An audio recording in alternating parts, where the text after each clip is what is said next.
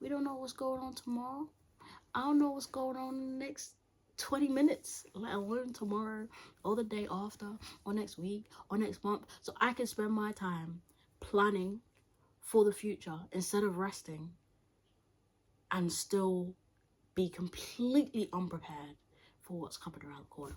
So I've been thinking about, I'll start there. I have, one of the things that I've been trying to do for the last few years is book off a week, a quarter, where, to be fair, like the initial plan was obviously to have time off work, but obviously to have time off work, but also to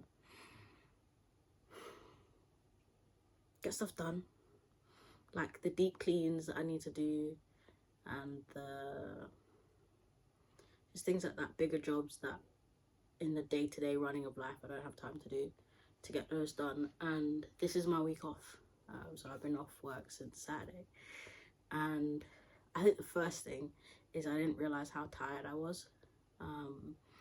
To be fair, like I have had a few at least late nights and early mornings. I mean, right now it's, I don't want to tell you how early it is, to be honest, but I have had a few of those, and so I suppose that hasn't helped, but I've been sleeping a lot, which I thank God for the opportunity to do in the first place, because I actually tried to book this week off at different times in the last like month or so, and it just wasn't working. I'm grateful it's this one, but my car's been in the shop, and so I've been kind of stranded, and I've ended up stranded not at home, which has actually been a blessing, but I suppose it's given me the time to sort of think, and just contemplate things. And if there's one thing that I have been grateful for in the last week or so, it is the Spirit of God, because excuse me because I've been in places where I didn't want to pray and where I didn't want to read scripture, and in those times I had to ask myself a very important question, and that question was, does my salvation depend on whether I do all the right things?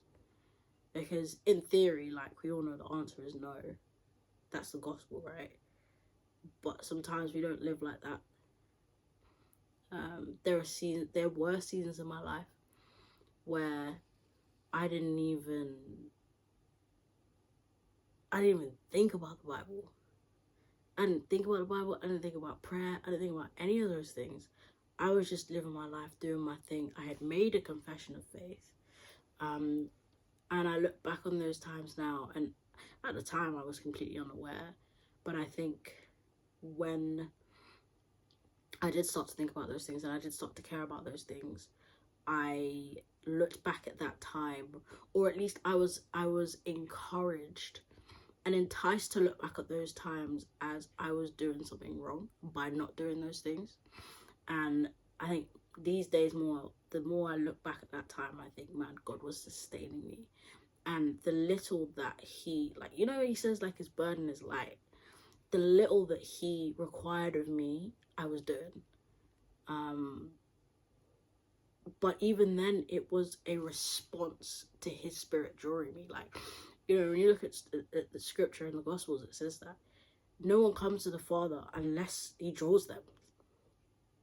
And so me reading, me praying, me doing the right things is a response to him drawing me into those things, as opposed to I just got up and did those things by myself. And I think one of the most potent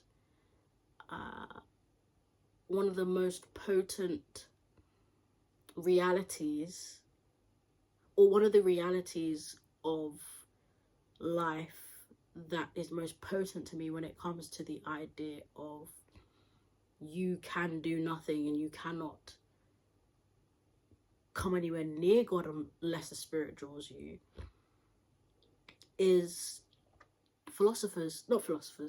people who study the Bible. There are people out there, if you didn't know, who study the Bible, who know it back to front, who know it better than your favorite pastor's pastor,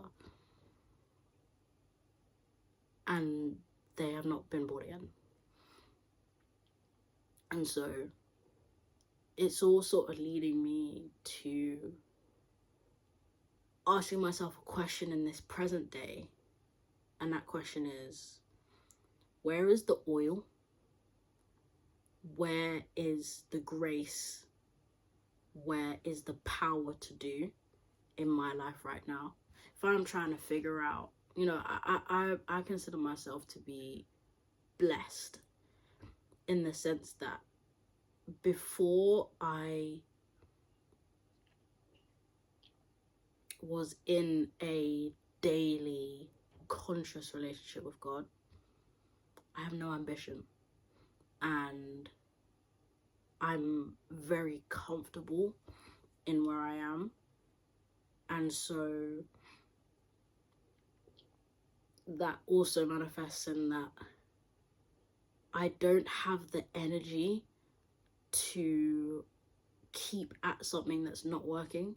Now, there are exceptions, but by and large, I don't have the energy to keep going at things that aren't working. And so I consider that to be a privilege and a blessing, because what I'm looking for is where things are working. That matters to me. If something's not working, I'm just gonna give up. It just is what it is. I'm just gonna give up. I know myself, and I know that God knows that about me as well. And so I've been asking myself, like, where is God giving me the grace to do right now? And it's funny because I was watching a video yesterday about, it's just this guy who I've seen with Jordan Peterson before, and he was just talking about boredom and how important it is. And I haven't been bored, but I haven't been thinking about anything other than, I haven't been thinking about anything other than eating, sleeping, and taking care of my son. That's it. And it has given me the space and the headspace to think and to even ask myself these questions, and to slow down. And so I suppose, like, you know, there's all that, but one thing that for me, like, I think I will always champion is slowing down and resting well, because God did it. Like, I was reading Exodus, and I was reading the Ten Commandments, and I came to remember the Sabbath day and keep it holy. And I was looking in the verse for why, because we come up with all sorts of reasons as to why, but God did it. That's it. Like, that's a good enough reason for me. And of course, there are outpourings of that. Like, God doesn't give us instruction just for bants. Like, he doesn't require us to be jumping through hoops and doing star jumps and the Dougie and whatever other dances that are out there just for bants. There is a purpose behind it, and it's because he wants to give us something good. And having the time to rest, which the Sabbath day is an example of, has really given me the time to think and to slow down and to rest well, so that the rest that I take, my concern to an extent has been, will this week be long enough, and will I have the opportunity to be rejuvenated enough to propel me through however long until I have more time off? And I realized that if my rest and my slowing down is done in God, if it's done with God, and it's done with God leading, then yeah, I will be then yeah, I will be rejuvenated. So yeah, I don't think I have anything else to say other than slow down and rest well, because it's important. This guy that I mentioned that I'd seen with Jordan Peterson, I don't know where his religious affiliations lie. I don't know where his religious affiliations lie, but either way, he's talking in a secular space about secular things. He's talking about putting your phone down, being present with your family, and if the world is saying that, we already have this info, and we don't just rest to rest.